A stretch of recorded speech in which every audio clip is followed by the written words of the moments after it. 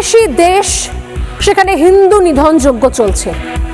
একমাত্র বাংলা এক চ্যানেল এবং একমাত্র ভারতীয় চ্যানেল রিপাবলিক নেটওয়ার্ক, যারা লাগাতার টানা বাংলাদেশে হিন্দুদের উপর অত্যাচারের প্রত্যেকটা খবর, পুঙ্খানুপুঙ্খ খবর, ছবি, বিবরণ দেখাচ্ছে, তুলে ধরছে।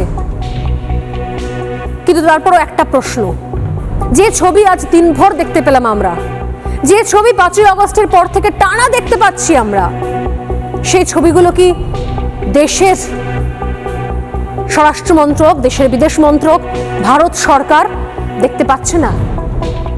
দেখতে পেয়েও কি পদক্ষেপ নিচ্ছে এদেশ, আমাদের দেশ ভারতবর্ষ? নরেন্দ্র মোদী কতখানি কড়া পদক্ষেপ নিচ্ছেন, কতখানি কড়া বার্তা দিচ্ছেন? কেন এই প্রশ্নগুলো করছি?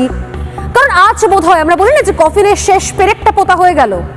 চিন্ময় কৃষ্ণ প্রভুকে গ্রেপ্তারি অন্যায়ভাবে, সেই অন্যায়ভাবে গ্রেপ্তারির পর যেভাবে তাকে টানা অত্যাচার করা হচ্ছে, মানসিক নির্যাতন করা হচ্ছে একজন হিন্দু সাধুকে, তারপর বোধহয় চুপ করে বসে থাকা আর যায় না।